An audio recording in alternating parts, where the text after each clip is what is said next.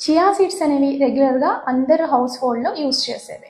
వీటిల్లో ఉన్న ఇంగ్రీడియంట్స్ మూలంగా సెలీనియం, జింక్, పొటాషియం, ఆక్సలేట్స్ వీటి మూలంగా హెల్త్ బెనిఫిట్స్ ఉంటాయని చెప్పేసి చాలా వరకు డైటింగ్ చేసేవాళ్ళు, హెల్త్ కాన్షియస్ ఉండేవాళ్ళు చియా సీడ్స్ని వాడతారు. కొంతమంది చియా సీడ్స్ తీసుకోకూడదు. ఎవరెవరు చియా సీడ్స్ తీసుకోకూడదో తెలుసుకుందామా? This is doctor Kavya.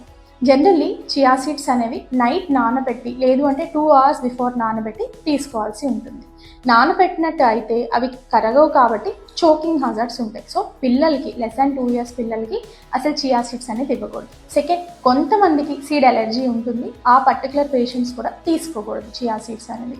Most కామన్గా మీరు తెలుసుకోవాల్సిన 3 ఏంటి అంటే, ఎవరికైతే కిడ్నీ ప్రాబ్లమ్స్ ఉంటాయో, అంటే క్రానిక్ కిడ్నీ ఫెయిల్యూర్ కానీ కిడ్నీ ఫెయిల్యూర్ ఉంటుందో వాళ్ళు చియా సీడ్స్ తీసుకోకపోవడం మంచిది. ఎందుకంటే ఆల్రెడీ వాళ్ళకి పొటాషియం, సోడియం అవన్నీ ఎక్కువ ఉండి క్లియరెన్స్ బాడీలోంచి ఆ పర్టికులర్ క్లియరెన్స్ అనేది తక్కువ ఉంటుంది. సో ఈ చియా సీడ్స్ ద్వారా ఏంటంటే హెవీ లోడ్స్ పడుతుంది.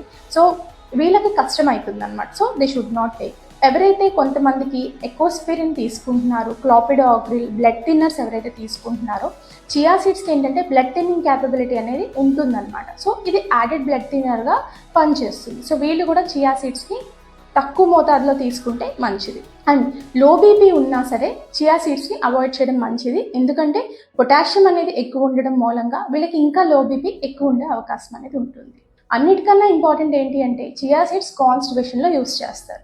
బట్ పేషెంట్ ఆల్రెడీ డయేరియా ఉంది, బ్లోటింగ్ సెన్సేషన్ ఉంది, ఇరిటబుల్ బౌల్ డిసీజ్, ఈ పర్టికులర్ ప్రాబ్లమ్స్తో ఫేస్ చేస్తున్న పేషెంట్ ఆ తగ్గేదాకా చియా సీడ్స్ని అవాయిడ్ చేయడం అనేది చాలా మంచిది. ఎందుకంటే వీళ్ళకి మళ్ళీ ఎక్కువ డయేరియా, బ్లోటింగ్ ఎక్కువ అయ్యే అవకాశం అనేది ఉంటుంది అన్నమాట.